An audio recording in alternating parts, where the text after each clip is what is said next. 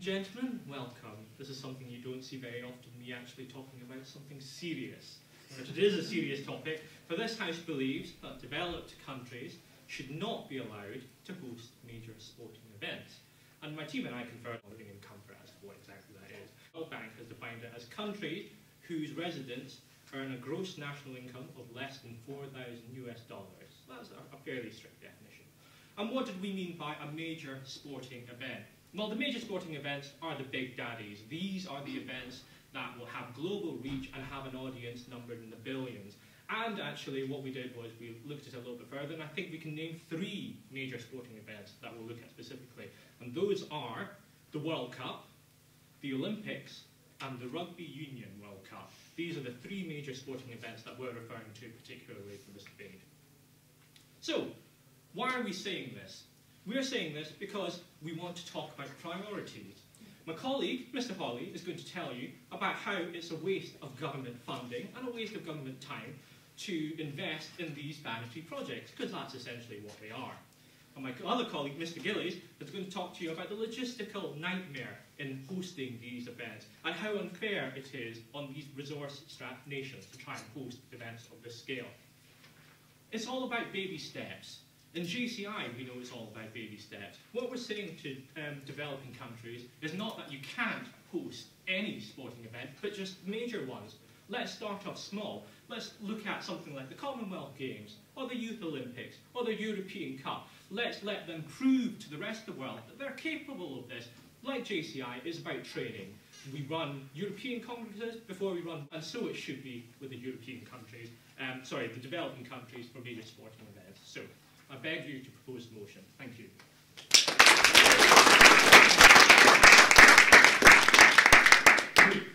Good afternoon, judges, the House and fellow colleagues as well. I'm very pleased this afternoon to talk about why we think developed countries should be allowed to host major sporting events. I think it's all about having the opportunity and having the ambition and the drive to see where we can go. There's so many reasons why we should be allowed to look at this, and we should be able to move forward and throw our hat into the ring, as it were. I think just to be told that we can't do it is ridiculous.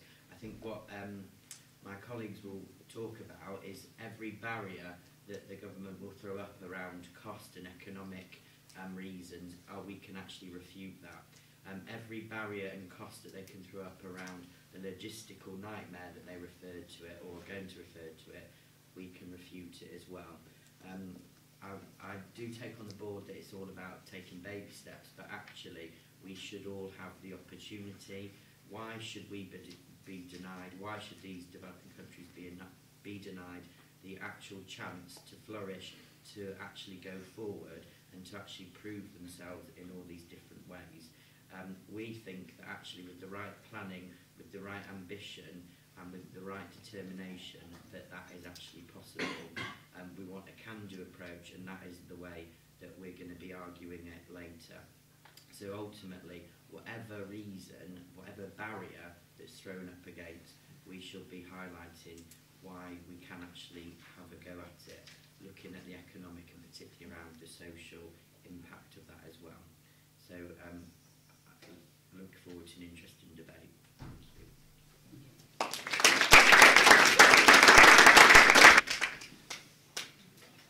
Good afternoon, ladies and gentlemen. First, I'd just like to address a couple of points Mark raised in his opening address. He kept referring to we and us. Now, I know things are currently bad in this country, but I don't think we have yet dropped below the £4,000 income per head barrier that we actually define in our motion. So I'm quite interested to see why you're saying we and us on that side of things. But today, mainly what I'll be talking about is the financial impact, and also the way money going into the country can have an impact on these developing nations and their long-term development and therefore growth into what we class as a developed nation. First of all, the average cost to put on an event such as the World Cup, the Rugby World Cup or the Olympics is many billions of pounds. We saw that when we held it in London. And that can be sometimes 2 or 3 times the GDP of some of the countries that are looking to hold them. Now that cannot be healthy. You look at the deficit we've got in this country and think of the deficit that would create them and how many years it would take to repay that off. That cannot be good.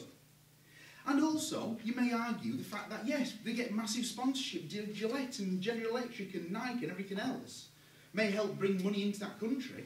But if that money's coming into the country, it's dealing with the government, it's very easy for a resource-strapped government to sell off their rights to their oil fields and their other natural resources to current developed world nations, and therefore in 20 to 30 years we've an even bigger problem when we have got a country that's finally developed itself, but it's no way of supporting itself.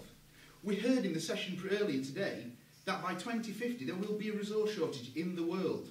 There will be 8.6 billion people.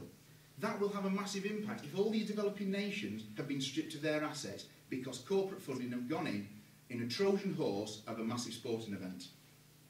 Also, by coming out or spending government money on these events, it takes away from prime things that every country needs, like a good healthcare system, a good education system. And it's an education system that will get these countries out of where they are now and developing further. If you spend that money it costs to put on the Games, or the World Cup, or any of the other ones we're talking about, it will increase the knowledge base and the skills base within that country, which means they're better able to deliver it in the future and also work themselves out of the current situation they're in and increase their GDP.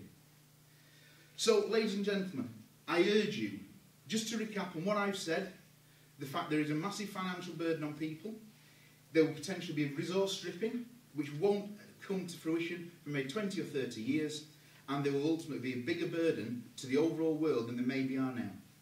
So please, please vote to pass this motion. Thank you. Good afternoon, everyone. Colleagues, fabulous judges. So I'd first like to start by addressing the point Ben raised, that occasionally we slipped into saying we when perhaps we don't live in a developing nation. I'd just like to point out in JCI, we all know brotherhood of man transcends the sovereignty of nations, and that value is clearly being displayed as we stand side by side with our friends from other nations. A number of points that Ben raised are also things that I think are completely valid points. They really do have this enormous struggle of where the money goes in their country and how they deal with that, how they deal with resources. But I think the answer there is that we offer more protection, more regulation in terms of how the bids are put together.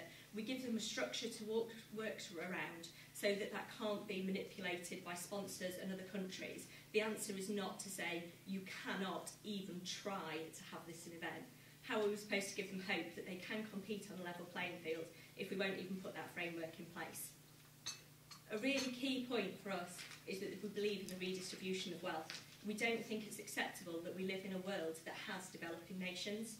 Offering the opportunity to take on these world sporting events allows money to be spent in the developing nations by people from the more developed nations. We'll travel to those countries to attend sporting events to countries we may never otherwise have been to. We'll spend money while we're there, we'll spend money in hotels, we'll perhaps stay on a holiday in the area. Information. See the expenditure that you get when you run these events. Is that actually going to outweigh the billions, the potentially tens of billions of pounds that the country has to invest in the event in the first place? We believe, again, as I said, that that is a question that the country itself needs to answer.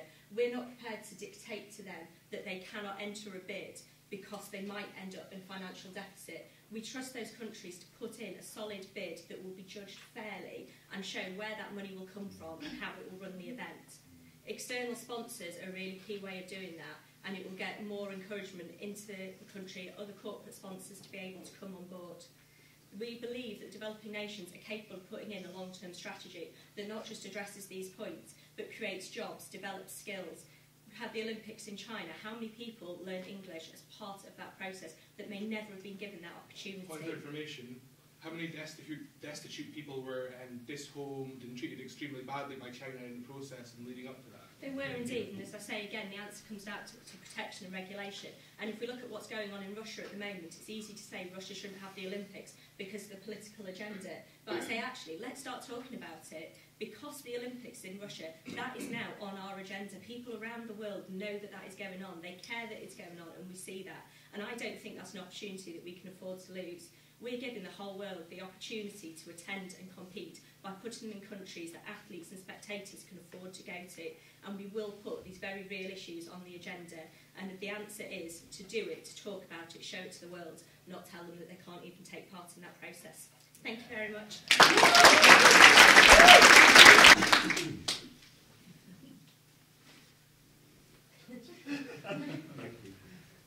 Judges, audience, members of the opposition and my own teammates, the proposition. Thanks for inviting us here to talk about this motion. And I'd like to first start by addressing something Aluna said. She talked about the fact that these countries wouldn't be allowed to bid on any events. And Mr. Yao quite clearly said the 3 top events, they wouldn't be allowed, in fact, should not be allowed to host them. We didn't say they couldn't bid, we're not introducing any legislation, we're establishing this principle that they shouldn't. So they can still apply and be open to this programme, but they shouldn't really be allowed to open, and they shouldn't really be allowed to host it. And I think it was interesting what she said about Russia as well, that it's opened the world's eyes to the issues that's going on there and the kind of discrimination. Okay, it's opened their eyes, so what? The eyes were already kind of opened a little bit, and nothing's happened. Russia's getting to hold it. We're endorsing this world view. What should we do about it, you know? We should really take a stand sometimes and say, you hold this bad world view, you've got this public stage, you shouldn't be allowed to hold it. We need to be strong on these issues. Now I want to talk a bit more about the logistical issues, and specifically around security in the games. And as we know, we look at the Commonwealth website or the Foreign Office's website, developing countries are high-risk areas for tourists. And that's just a fact. And these countries can't really, at this stage, build on the security and protect foreigners coming into the country. And as Mr. Yao said, it's about baby steps, isn't it? It's about baby steps. 1 second, Mr. Alcock. It's about baby steps and building up to that level. They can't do it just now because they're still developing. Once they're developed, they're open to this opportunity. But they are open to these other opportunities currently. Yes, please, Ms. Alcock. With regard to the security, so they're not currently in a position to offer that level of security. Do you not think by giving them the opportunity to do this, they put together a long-term structure in place to provide okay, thank you, Ms. security? Alcock. I get your point. Thank you, Ms. Alcock. And this is exactly what we've said. This is exactly what Mr. Yao said. They build up. We give them the opportunities on the smaller events. The motion says should not be allowed to host major sporting events. We define that by the 3 top major sporting events. We're giving them these opportunities in a safe environment. As you've hinted to, quite impractically, we're proposing, it's true, you know, we're proposing a very practical way of doing it. And coming back quickly to the security thing, think about our own situation with the UK and the Olympics. We had our own struggles, and we're a developed nation. Developing nations without the infrastructure and protection there, and billions to bail out the banks and this type of thing, we're giving them a poisoned chalice. We can't continue to do this. We must stay firm and not support this anymore. Ladies and gentlemen, thank you. Yeah.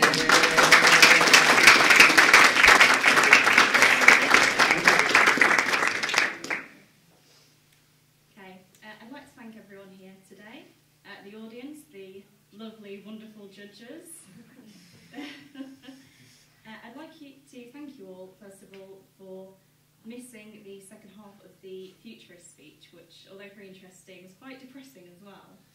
But not as depressing as the fact that I'm stood here arguing this great debate, which I'm confident that our team will definitely win.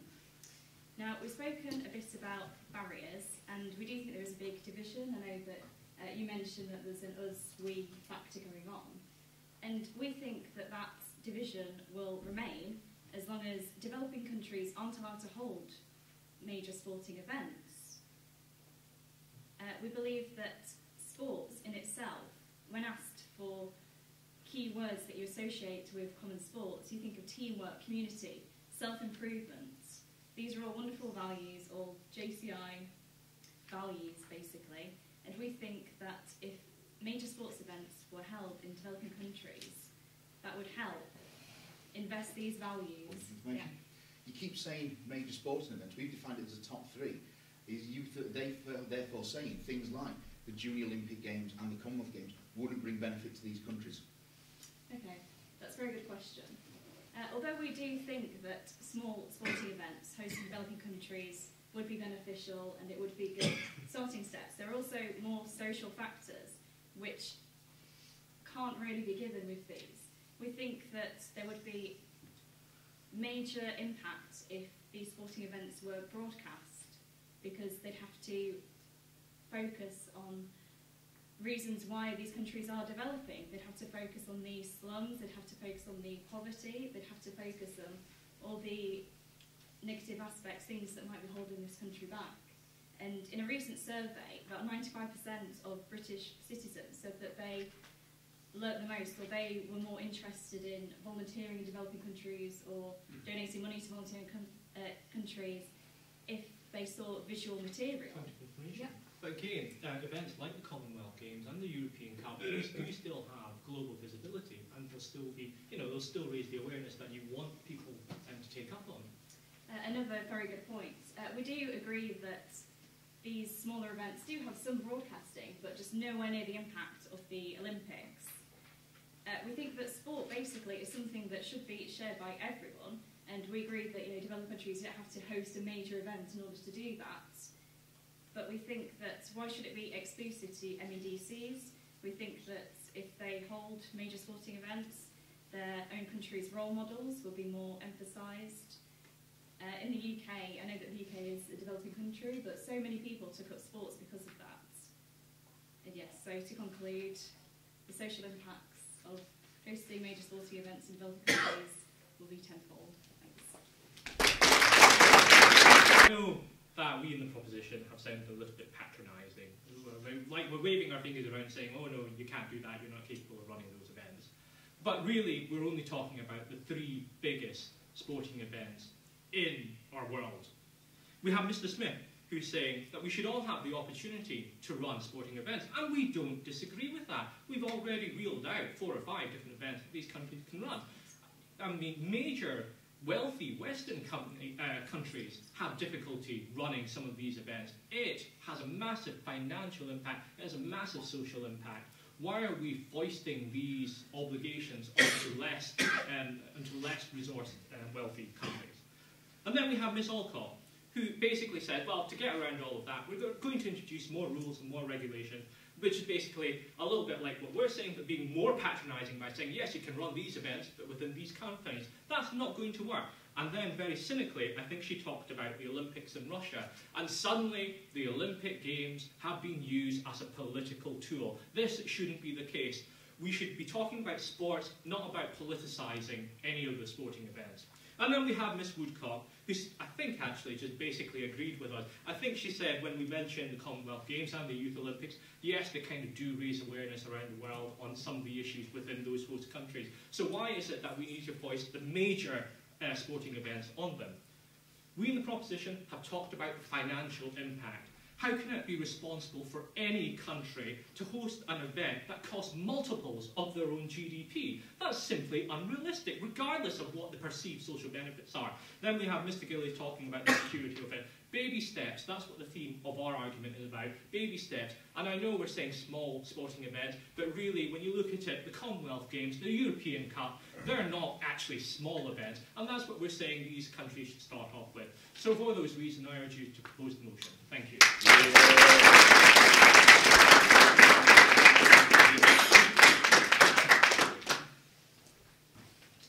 Brilliant. Thank you very much. I think it's been a really interesting afternoon to hear all the different comments and arguments, I suppose.